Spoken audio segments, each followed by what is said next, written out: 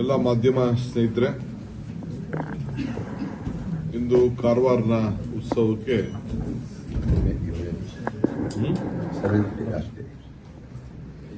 ಬಹಳ ದಿನದಿಂದ ಜಿಲ್ಲಾ ಮಂತ್ರಿಗಳು ಮತ್ತು ಜಿಲ್ಲೆಯ ಶಾಸಕರು, ಸ್ಥಳೀಯ ಶಾಸಕರು ಸೇರಿದವರು ಮತ್ತು ಜಿಲ್ಲಾಧಿಕಾರಿಗಳೆಲ್ಲ ಬಂದು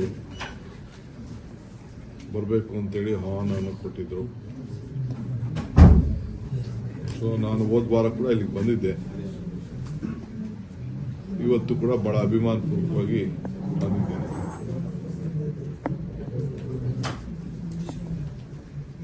ಯಾರನ್ನ ಕಳಿಸ್ರಿ, ಸ್ವಲ್ಪ ಮಾತಾಡ್ತಾ ಇರೋದನ್ನ ಯಾರು ನೋಡಿ ಮಾತಾಡ್ತಿರೋ ಕಳಿಸಿ.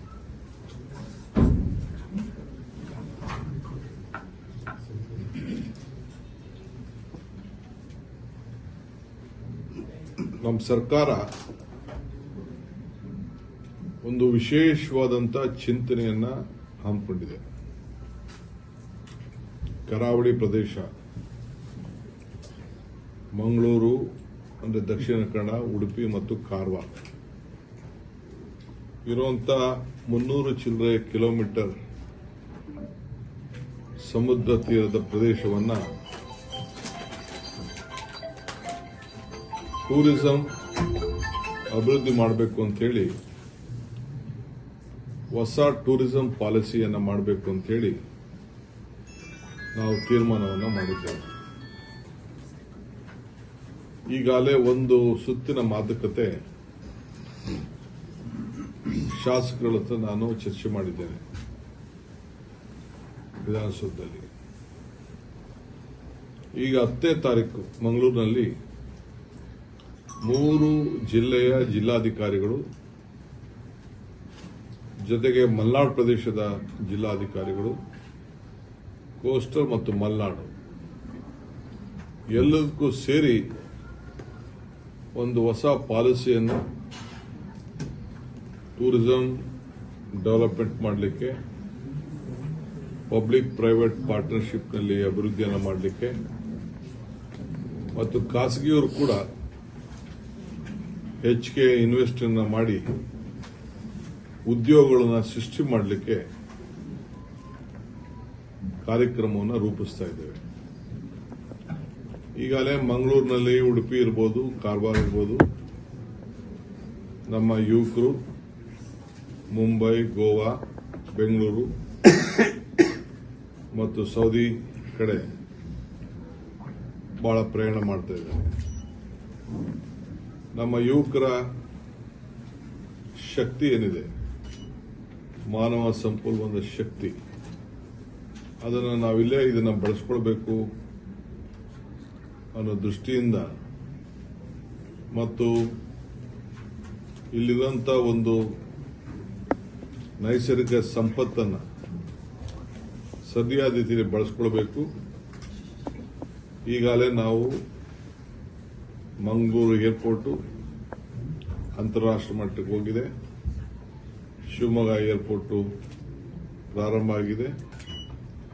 ಕಾರವಾರ ಏರ್ಪೋರ್ಟ್ ಕೂಡ ಈಗಾಗಲೇ ನಾವು ನಮ್ಮ ಕ್ಯಾಬಿನೆಟ್ ಅಲ್ಲಿ ಅದಕ್ಕೆ ಹಣ ಕೊಡುವಂಥದ್ದು, ಭೂಮಿ ಕೊಡುವಂಥದ್ದು, ಪರಿಹಾರ ಕೊಡುವಂಥದ್ದು ಎಲ್ಲ ಕೂಡ ತೀರ್ಮಾನವನ್ನು ಮಾಡಿ ನಮ್ಮ ಕೇಂದ್ರದ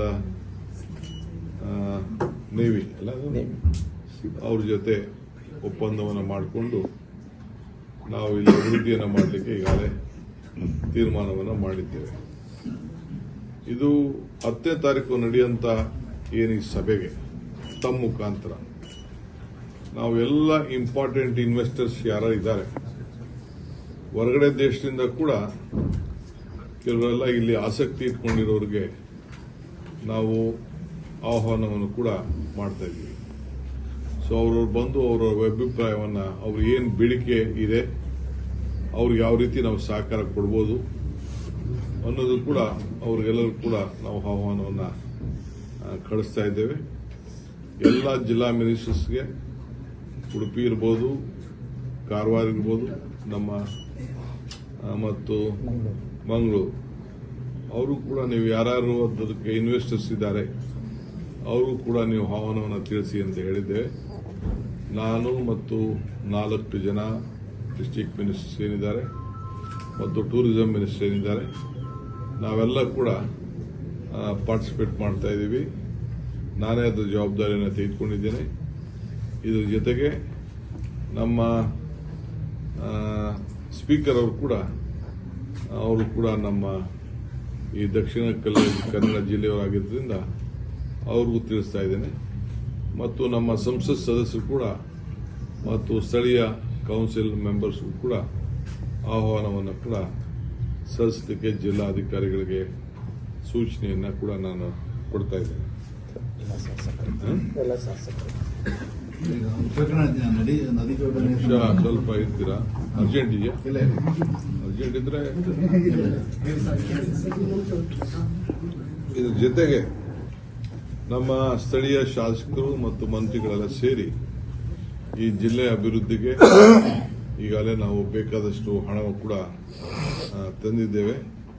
ನಮ್ಮ ಸತೀಶ್ ಶೈಲ್ ಅವರ ಬಹಳ ಪ್ರಮುಖವಾದ ವಿಚಾರ ಏನಪ್ಪಾ ಅಂತಂದ್ರೆ ಆರೋಗ್ಯ ಕ್ಷೇತ್ರದಲ್ಲಿ ಈಗ ನಾವು ಸೂಪರ್ ಸ್ಪೆಷಾಲಿಟಿ ಹಾಸ್ಪಿಟಲ್ಗೆ ಹೆಚ್ಚಿಗೆ ಒತ್ತನ್ನು ಕೊಡಬೇಕು ಅನ್ನೋದು ಕೂಡ ಸುಮಾರು 210 ಕೋಟಿ ರೂಪಾಯಿದು ಒಂದು ಪ್ರಪೋಸಲ್ ಕೂಡ ರೆಡಿ ಮಾಡಿದ್ದಾರೆ. ನಾನು ಹಿಂದೆ ಬಂದಾಗ ಕೂಡ ನಾನು ಅದನ್ನು ಪ್ರಸ್ತಾವನೆ ಮಾಡಿದ್ದೇನೆ. ಈಗಾಗಲೇ ಬೇಕಾದಷ್ಟು ಅಭಿವೃದ್ಧಿ ಆಗಿದೆ. ಬೇಕಾದಷ್ಟು ಸೆಂಟರ್ಗಳೆಲ್ಲ ಕಂಪ್ಲೀಟ್ ನಮ್ಮ ಮೆಡಿಕಲ್ ಕಾಲೇಜಸ್ ಎಲ್ಲ ಆಗಿದೆ. ಇನ್ನು ಎಲ್ಲೆಲ್ಲಿ ಕೆಲವು ಅನ್ಫಿಟ್ ಬಿಲ್ಡಿಂಗ್ ಎಲ್ಲ ಹೊಡೆದಾಕ್ಬಿಟ್ಟು ಹೊಸದಾಗಿ ಮಾಡಲಿಕ್ಕೆ ಕೂಡ ಈಗಾಗಲೇ ಯೋಜನೆ ಕೂಡ ತಯಾರಾಗ್ತಾ ಇದೆ. ಇದು ಒಂದು ಬಹಳ ಪ್ರಮುಖವಾದ್ದು. ಮೂರನೇ ವಿಚಾರ, ಈ ಫಾರೆಸ್ಟ್ ನಾವು ನಮ್ಮ ಸರ್ಕಾರ ಹಿಂದೆ UPA ಸರ್ಕಾರ ನಮ್ಮ ರೈತರಿಗೆ ರಕ್ಷಣೆ ಮಾಡಲಿಕ್ಕೆ ಫಾರೆಸ್ಟ್ ಅಲ್ಲಿ ಯಾರು ಒತ್ತುವರಿ ಮಾಡ್ಕೊಂಡಿದ್ದಾರೆ ಅದಕ್ಕೆ ನಾವು ಕಾನೂನು ತಂದಿದ್ದೇವೆ. ಅವರೆಲ್ಲ ಅರ್ಜಿ ಹಾಕೊಂಡಿದ್ದಾರೆ. 75 ವರ್ಷ ಅಂತ ಹೇಳಿ ನಿಗದಿ ಆಗಿದೆ. ಯಾರು ಗಾಬರಿ ಏನು ಮಾಡ್ಕೋಬೇಕಾದಿಲ್ಲ.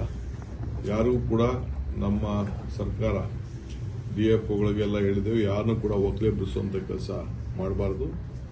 ಪಂಚಾಯತಿಲೇನೆ ಅದಕ್ಕೆ ರೆಸಲ್ಯೂಷನ್ ಮಾಡಿ 3 ತಲೆಮಾರಿನಿಂದ ಇದ್ದಾರೆ ಅಂತೇಳಿ ಸರ್ಟಿಫಿಕೇಟ್ ಕೊಟ್ಟರೆ ಅದಕ್ಕಿಂತ ದೊಡ್ಡ ಸರ್ಟಿಫಿಕೇಟ್ ಏನು ಅವಶ್ಯಕತೆ ಇಲ್ಲ. ಸೊ ಅದರಿಂದ ಅದರ ಬಗ್ಗೆ ನಾವು ಮತ್ತೆ ಯಾವ ಅರ್ಜಿ ಕೆಲವೆಲ್ಲ ರಿಜೆಕ್ಟ್ ಮಾಡಿದ್ದಾರೆ ಅಂತೇಳಿ ನಮ್ಮ ಭೀಮಣ್ಣ ನಾಯ್ಕ ಅವರು ಮತ್ತು ನಮ್ಮ ಜಿಲ್ಲಾ ಮಂತ್ರಿಗಳು ನಮ್ಮ ಎಲ್ಲ ಶಾಸಕರು ಕೂಡ ಹೆಬ್ಬಾರಾದಿಯಾಗಿ ಎಲ್ಲ ನನ್ನ ಗಮನವನ್ನು ಸೆಳೆದಿದ್ದಾರೆ. ಸೊ ಆ ದೃಷ್ಟಿಯಿಂದ ಎಲ್ಲ ನಮ್ಮ ಯಾರು